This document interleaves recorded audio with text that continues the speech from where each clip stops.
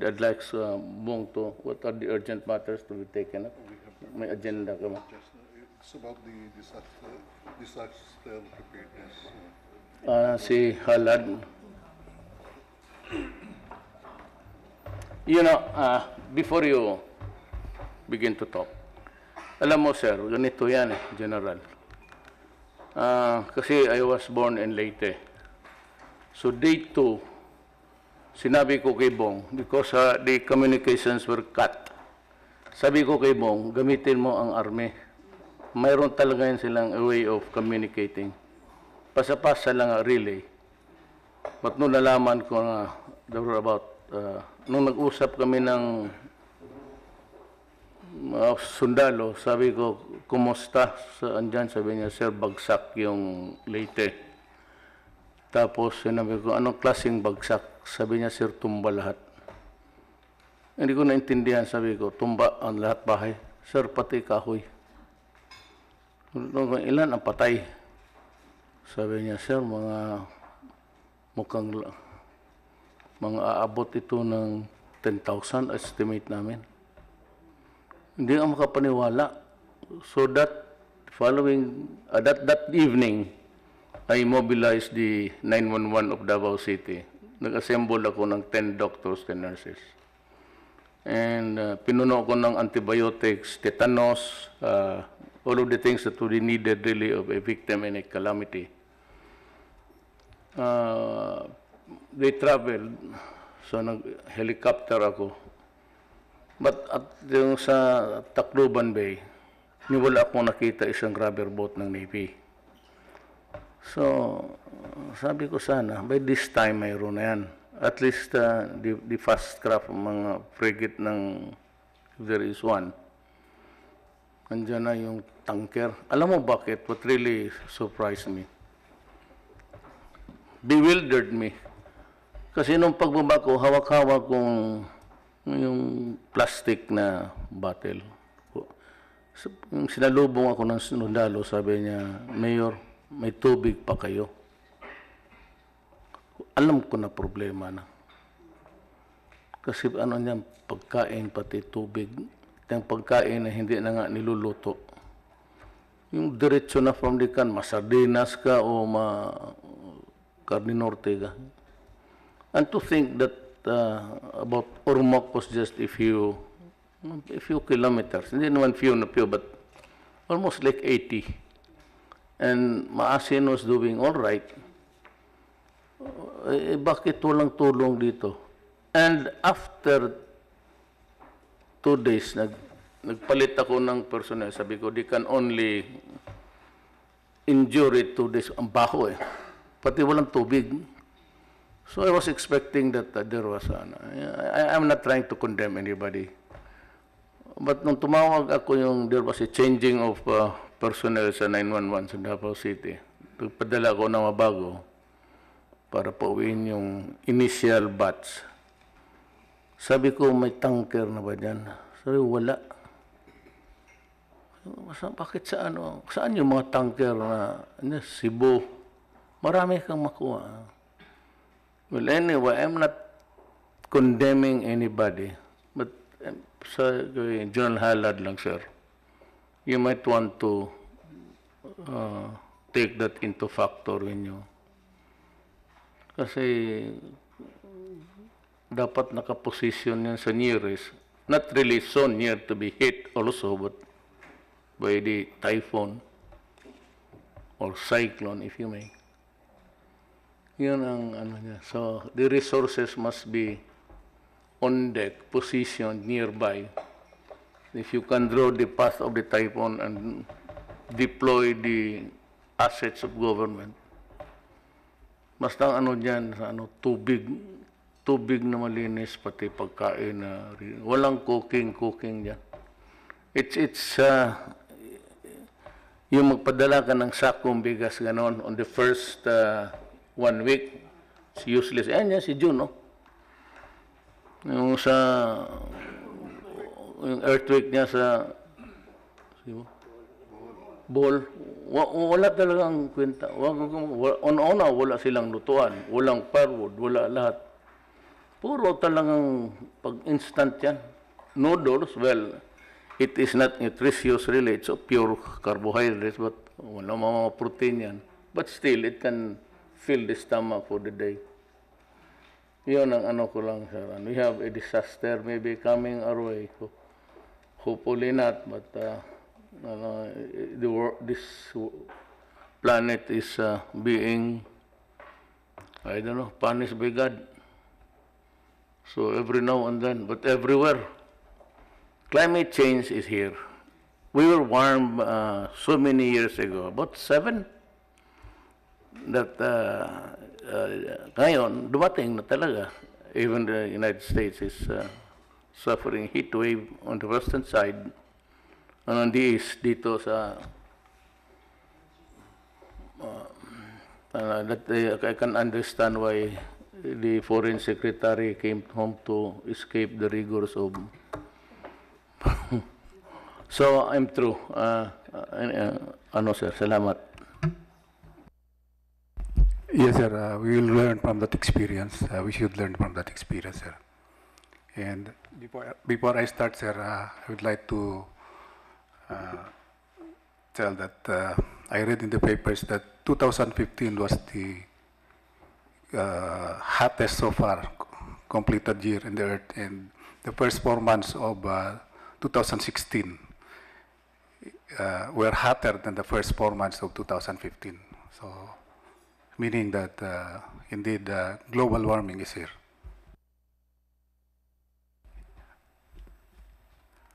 So, allow me to start now. His Excellency President Rodrigo Duterte, esteemed members of the Cabinet, ladies. Yes, yes. Esteemed Cabinet Secretaries, ladies and gentlemen, good afternoon. This is to briefly apprise the President and the Mayor and his Cabinet on the status of our NDRRM system, or Disaster Risk Reduction and Management, and our present possible ways ahead to level up our collective efforts on DRRM, especially at this critical time when rainy season sets in and we are on La Nina watch status according to our Weather Bureau, PAGASA. Here is the brief background on the DRRM institutionalization and system in the country. Republic Act 10121, known as the Philippine Disaster Risk Reduction and Management Act of 2010, was passed in May 27, 2010, repealing the then Presidential Decree 1566.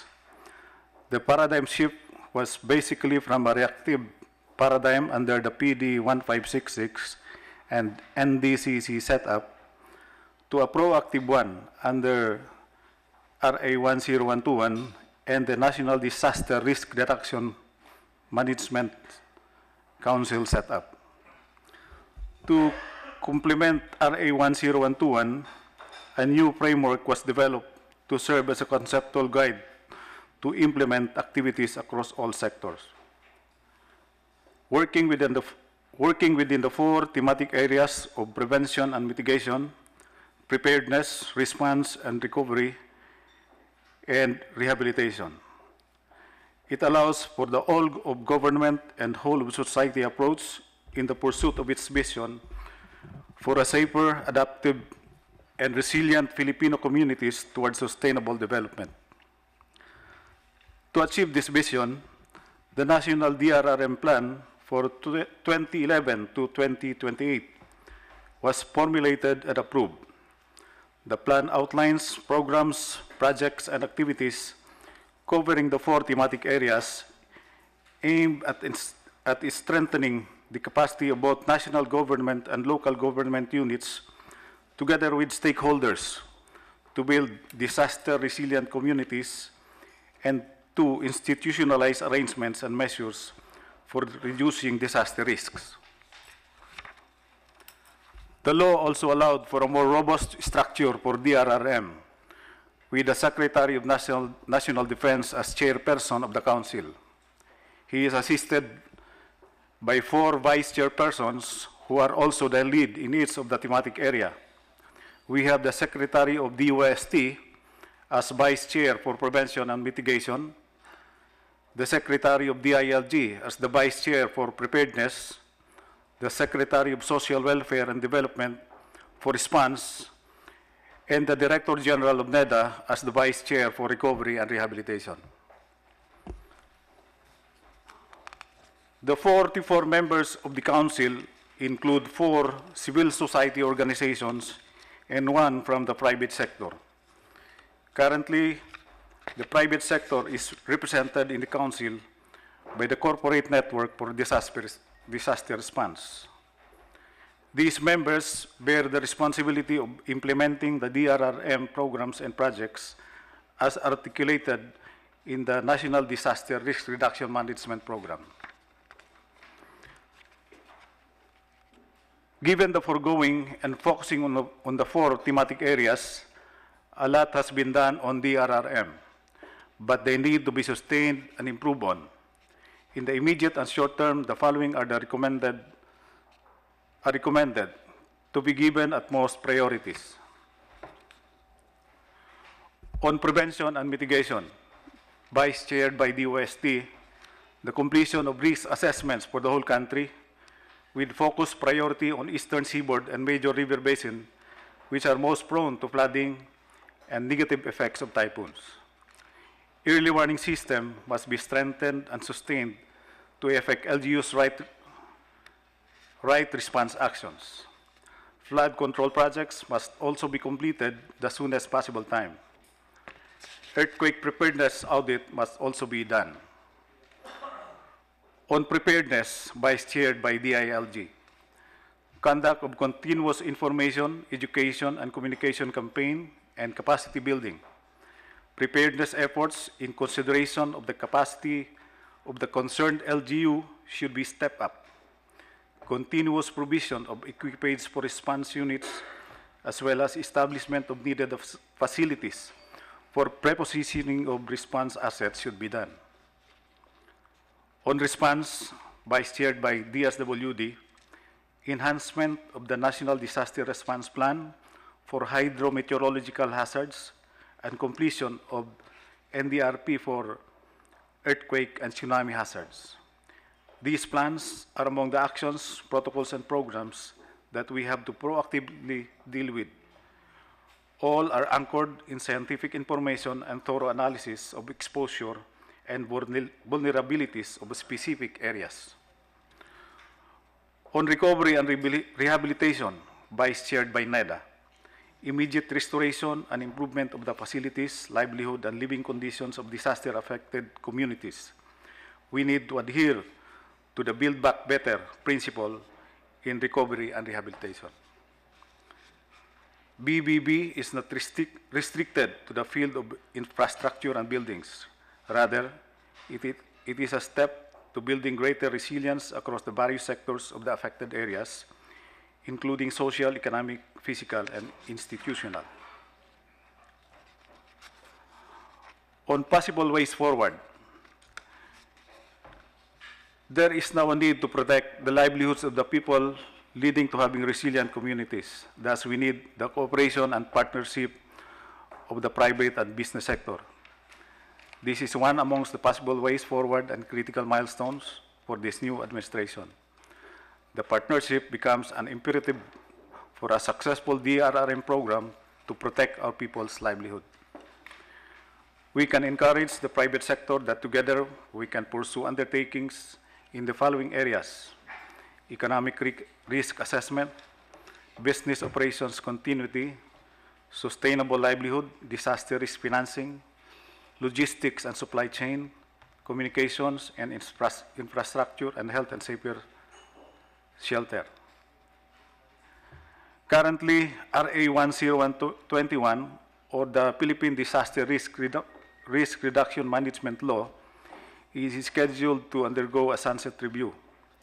This offers a big opportunity for all of us to review and address the areas needing revisions to further strengthen the law and improve it.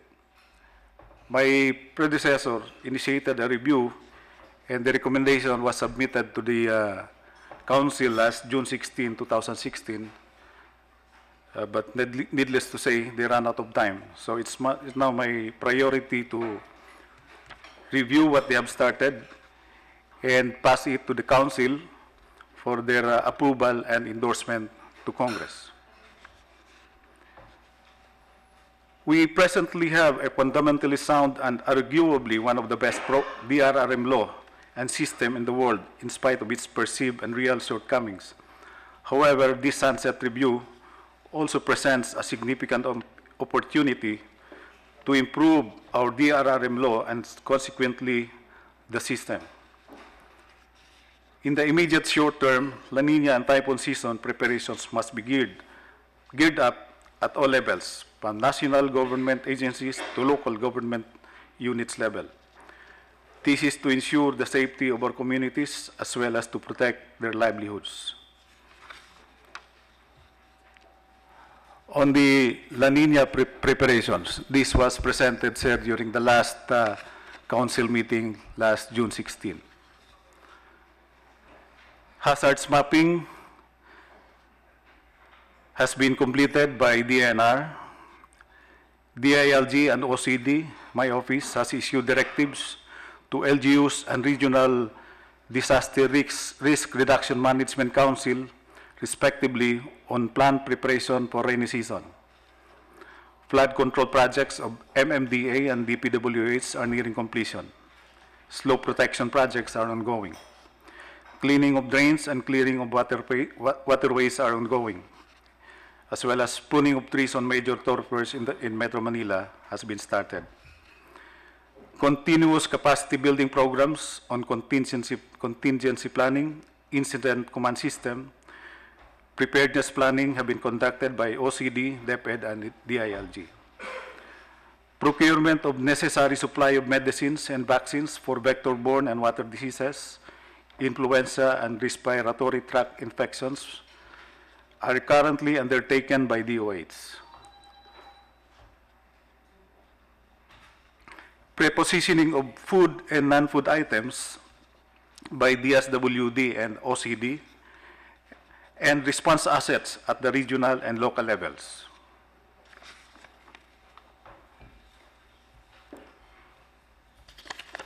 Next slide. Before I end, I would like to inform everybody that we are now observing the National Disaster Consciousness Month starting tomorrow, sir. And this will be launched by all agencies, implementing agencies. So that ends my briefing. Good afternoon, sir. Thank you, sir. Kung wala ka na ibang isingit, kasi meron ako ditong, I am setting up a complaint office 24 hours, manned by 10 operators covering the entire country. The number will be 8888, and they can report to me any complaint, and there will be a manager who will redirect their complaints to the proper office. So kung malalaman ko dito kung yung bumbero doon is working, and ang policies ko from here on would bind local governments. The line of processing lahat ng papel, yung 1 month, minimum of 3 to 5 signatures if can be helped. Tapos yung, I do not want to see the Filipino queuing, lining up. If there's a particular office or agency, they should be given a shopping list. If they are ignorant or does not know anything, then after completion, they would go there to submit the application or clearance, and they should be given a stub, laminated, at the expense of government, and they can insert the day and the date where he could go back. Gusto ko sa acceptance ng mga applicants, it should be, there must be a ledger. And it will be signed by both the receiving clerk and the applicant or the person having transaction with government. Tapos doon sa, she can then now use the computer to assess the workload of the office. And after that, she is given notice there, be back on next month at this hour, on this day, and you'll have it. Ibibigay lang niya yun. So there will be no lining up. At dito sa, same dito sa, I don't know, I'm still trying to figure out how it would unfold. But I'm planning to have, I won't papayag si Bebo to set up another department for overseas workers only. And where they can find, or if Bebo can make it an agency as effective, wala man ang problema dyan. Pero solely for overseas workers. And I would like to direct the NBI, the BIR, and the police there, may booth sila. And total, may computer naman pala di gamitin. And the workers there, if not on the same building, at least in a contiguous place, but they would not have to travel, spend so much. Walking distance, maghanap tayo. At kung magpunta, sabi niya, he's applying for a certain job. He should start with any of the anong makuha niya. If it's a name is statistics, there must be an office there. Para isang lakaran na lang siya. And he's given a shopping list, but kung maaari lang, kawawang Pilipino talaga. Sakay dito, sakay doon, ilang araw yan, wala naman nangyayari. He should only travel if you block, a block where or same building, makuha niya lahat without any really having to endure the bureaucratic inutility. So that is really to protect. I am bent to protect the young, the young people going out, and the old ones that have to travel so many. And there is one thing that we would like to do away with is really yung mga fixers. Pag ayaw nilang maniwala, then we'll just have to arrest them and give them a lecture somewhere else. Diyan ang nakakaano yan. LTO is one, yung Land Registration Commission is one. Grabe dyan. Walang papel, walang kung wari, kung anong kaputahan ang any excuse. Tsaka pera-pera niyan. And I really do not know, but they are revising the entire map ng yan bit matrabaho yan. Yung reconstitution, yung mga ulol na yan. Yan. How can you reconstitute Davao owned by one person? Yung mga spurious documents na binibigyan ng mga, there was judge, but he was already ousted. Yung mag-reconstitution ka. So eventually, I could not, sinunata ako Supreme Court, sabi ko, inutil itong judge na to, sabi ko. And he was ousted. So yung mga, yung online gambling must stop. It has opened a lot of avenues for many people to just do gamble. It's out of control sa pagkurso. Nandito si Ma'am dito, si Miss Domingo. She has to, I would suggest that sometime soon, putulin niya lahat yung licenses na binigay niya sa mga Kung saan lang nag-sprout in Davao, they're at it, but I stopped it on time. Mahirap yung puro sugal na lang ang nalaman itong, and there's no way of government collecting taxes there, online. Well, how do you collect the taxes there? So, Well, not exactly the taxes, but I do not want a proliferation of gambling activities all over the country. Mahirap yan.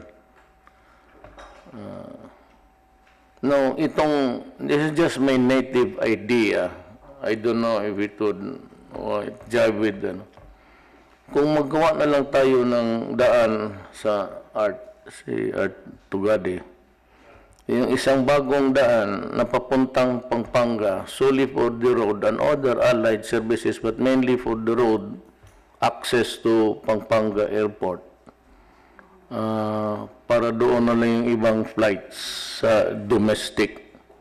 If we can have just a road until we can have the new whatever, doon na lang muna sa Pampanga ang ibang para hindi mag-clog dito because of the talagang traffic. The best way in the meantime is I said one road network that would be geared towards Pampanga and Clark para magamit natin. Yun na lang muna siguro.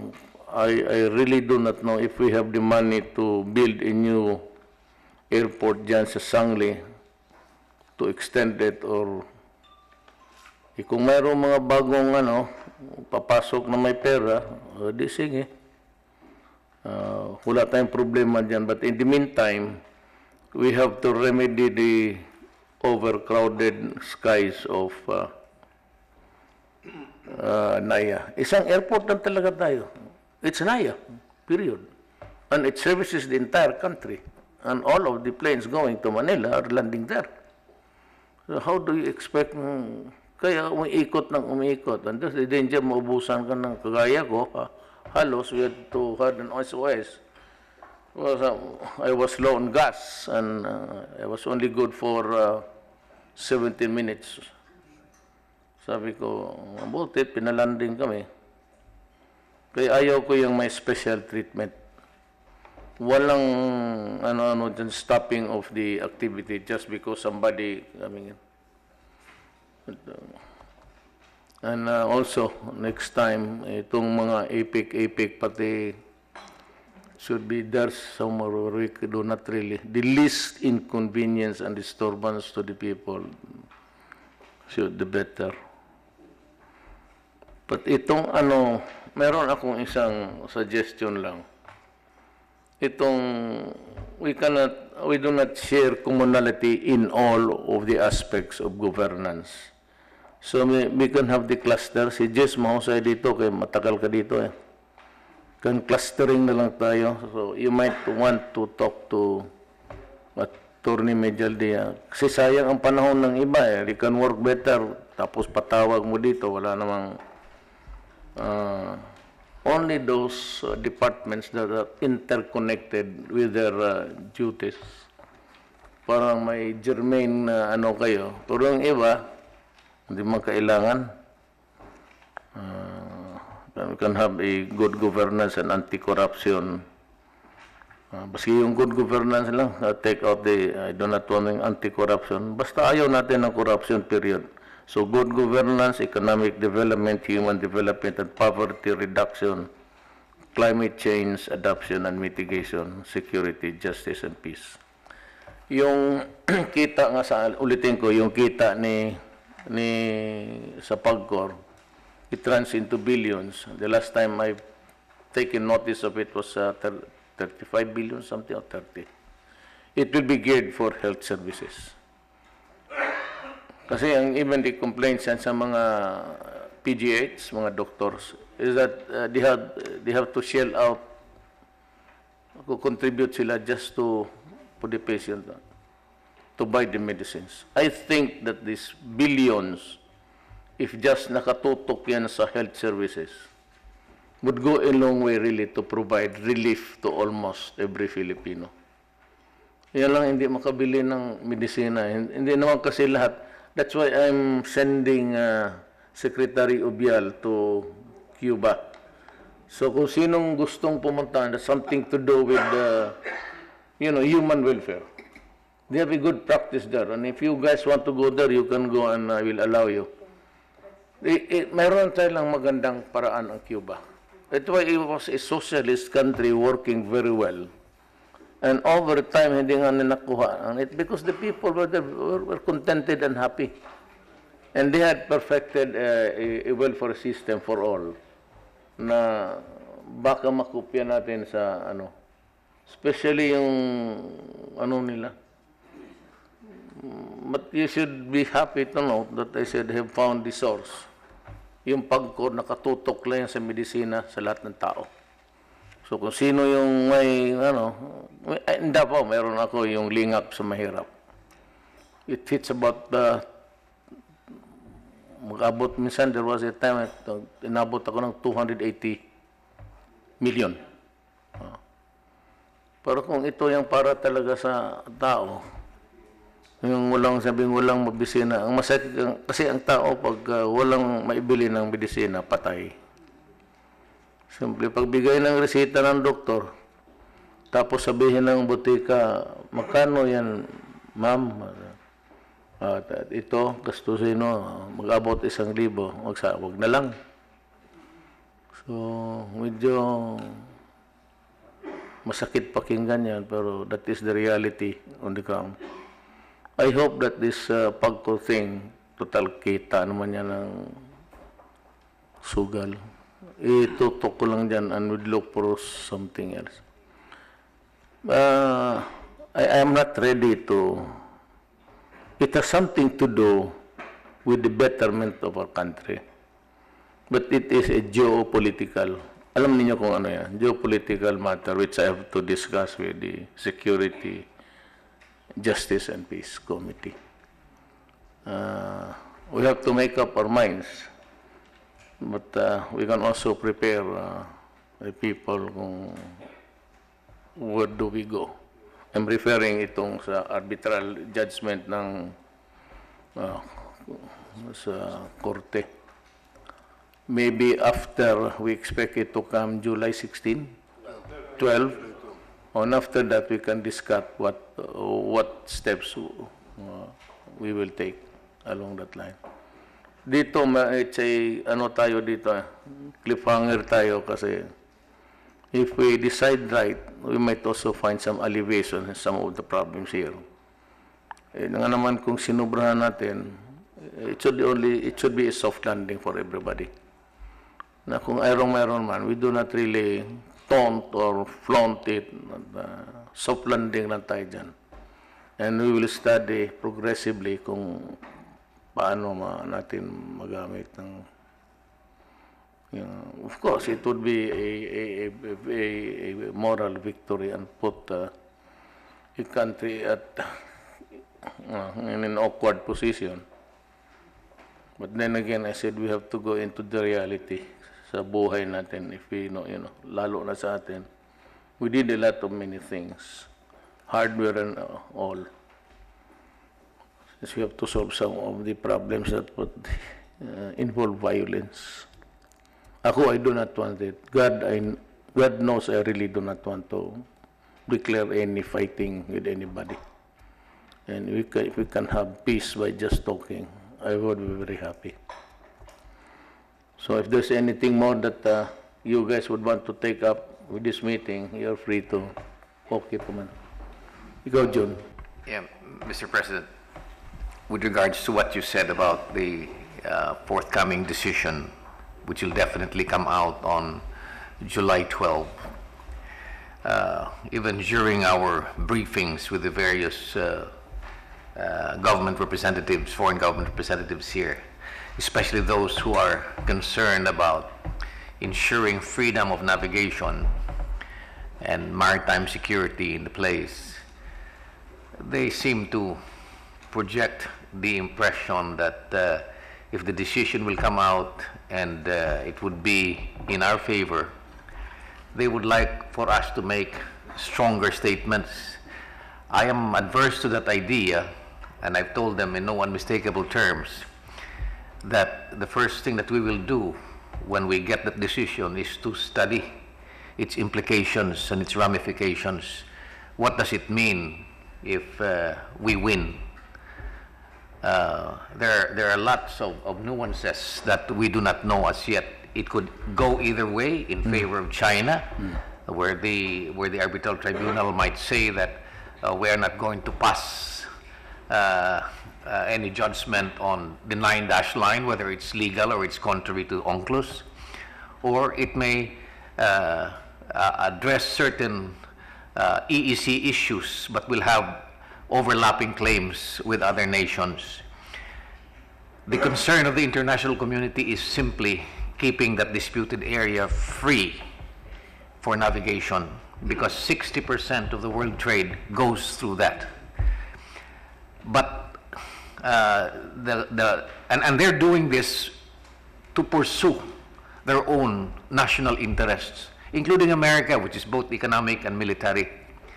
For us, we are just, insofar as our claim is concerned, we are just really asking the arbitral tribunal to declare what are our rights insofar as the exclusive economic zone or maritime entitlements we have under UNCLOS. It does not kick into play the mutual defense agreement. But the bottom line question is, what will happen if the decision is in our favor, meaning that the arbitral tribunal will make a declaration about the legality of the 9-dash line and will say that this is part of our economic zone, including Scarborough Shoal. What if, in the face of these circumstances, China will dig in and put us to a test? They will disallow again our fishermen from fishing into Scarborough Shoal. I think if this should happen, there is no point for us to. But anyway, when the decision will come, Mr. President, we will advise. We will come up with we'll study the case and inform the President and the Cabinet the action.